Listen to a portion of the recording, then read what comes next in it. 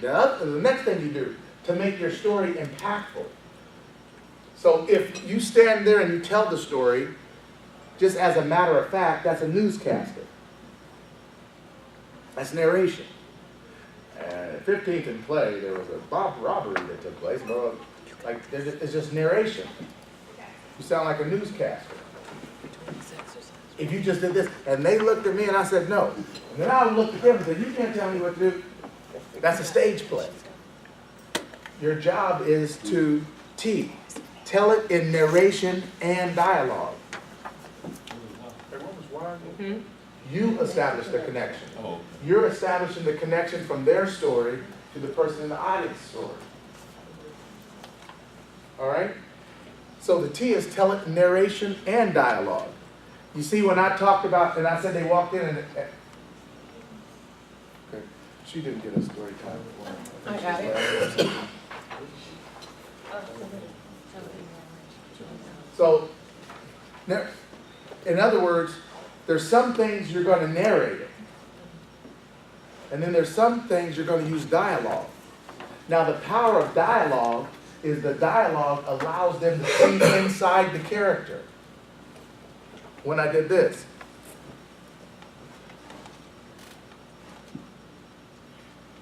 How much for the large ice cream?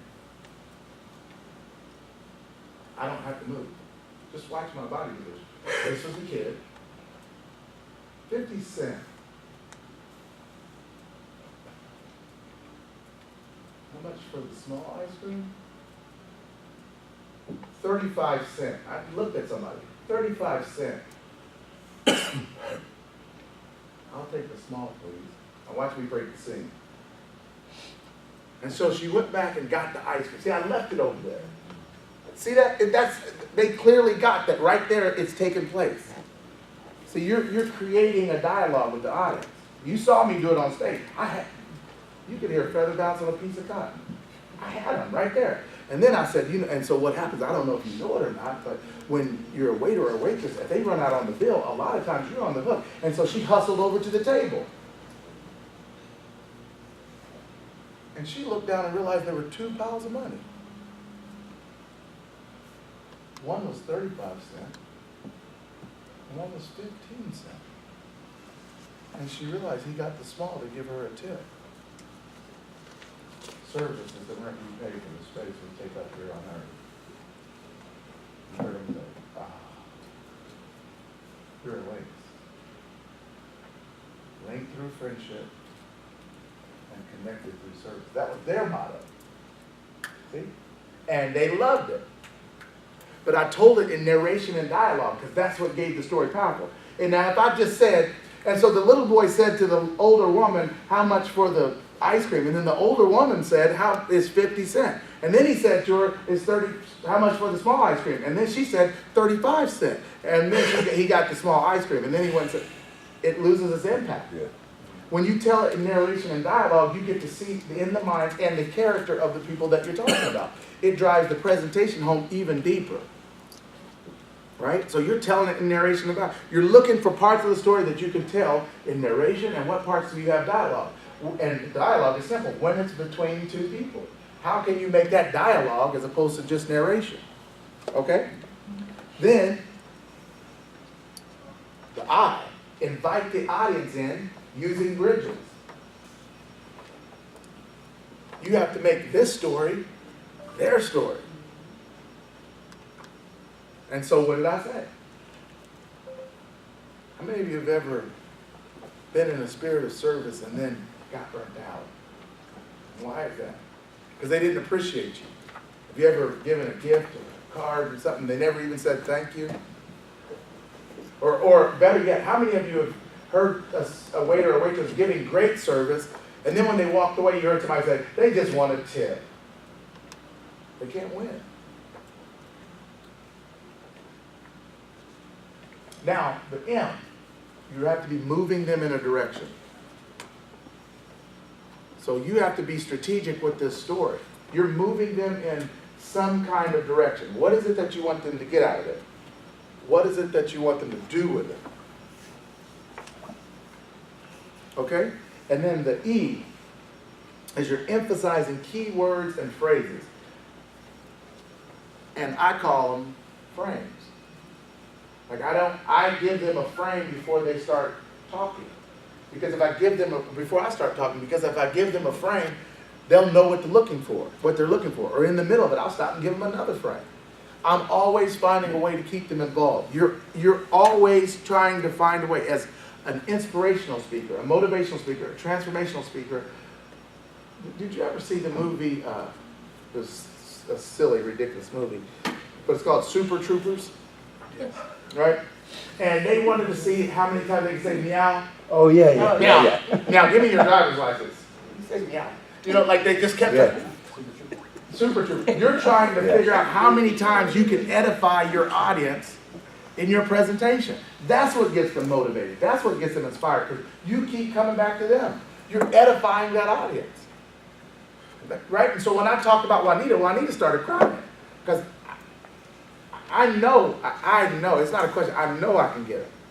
But the really powerful part about Juanita is everybody knew Juanita. And so I know that in order for Juanita to be dealing with what she's dealing with, there's times if she's just going through it, but she always shows up with a smile on her face. And that's what leaders do, because even in the midst of them having trouble, having problems, they still show up in a smile on their face. So when her son got in that accident, I couldn't imagine seeing her at work, and what blew me away is she still showed up and she had a smile on her face. So there's no question if you have a powerful leader. It's no question if your leader leads with example. And here's what I know. Every single one of you have the power and the ability to do the exact same thing. Turn to the person to your right and left and say, I'm going to lead by example. I'm going to lead by example. They got it, right? They're getting edified because they like to hear it from them and they like to say it to them. They love it. They're edifying themselves. Like, yes, yeah, you can do it. So anything you can get them to say, people like to give a compliment and they like to receive a compliment. So the ladies that get in their dress and their big hat, turn to the person on your left and right and say, you look good and so do I. They want to say it, believe me. They want to say, you look good, but they really want to say, and so do I. Right? Yeah, I said one time at a presentation I did, I said, turn to the person on your right and left, look them in the eye and say, you don't know who you're sitting next to. Do it. You don't know who's sitting next to.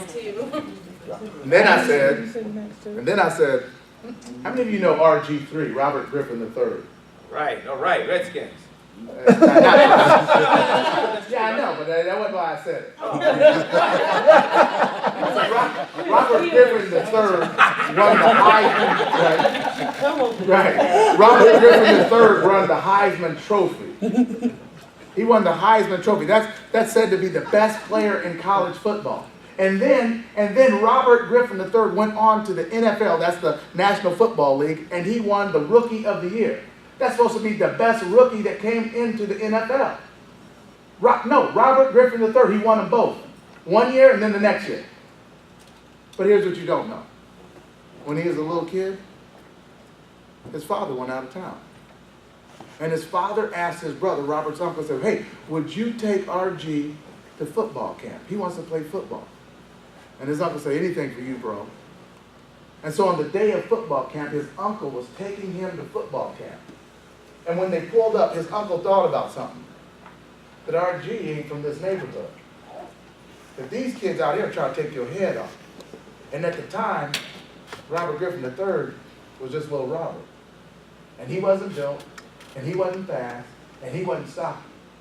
And as he looked at all these kids out there looking mean and ready to hurt somebody, because you know what? That's all they had. If they were going to get out of this situation, it was going to be because they hurt somebody one way or another, either in the boxing ring or either on the football field or in life.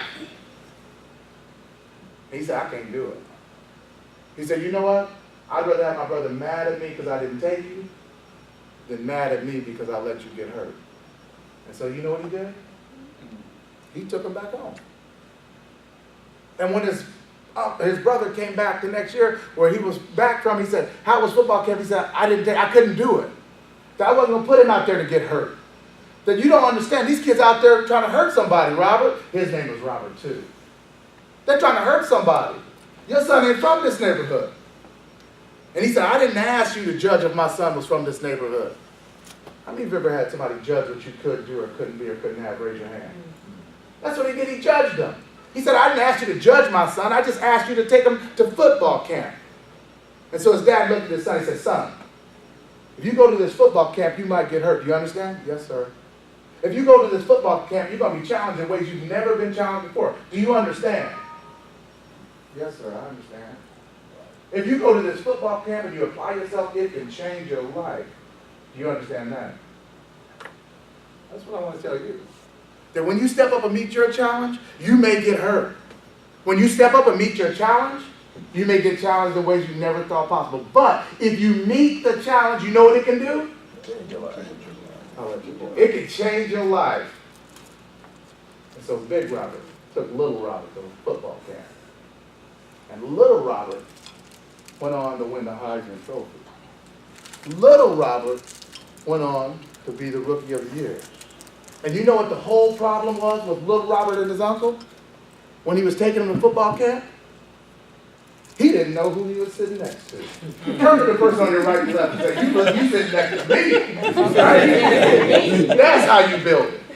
Right? You see, that frame was you don't know who you sitting next to. It's different when you lie. And then now they're like, oh my God, you don't know. And now they're like, what's your name, Tracy? Tracy, they don't know who they sitting next to, do they? They don't know. Who else got somebody they don't know who they sitting next to? Huh? We're here to shine. Everybody say, I'm going to shine. You got them. You got them. You own them because you took them to. Now, I set the scene. Right? Right? I set the scene. I took him on a ride. I outlined the obstacle. The problem is he's going to get hurt over here. His uncle didn't believe. He didn't know who he was sitting next to. I resolved the conflict. They got him there. I established the connection between Robert's story and the audience's story. I told it in narration and dialogue. I can't take him over there. You don't understand. These kids got hurt.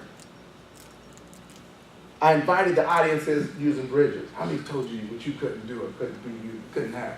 I made them move in a direction. Look, we're going to get there.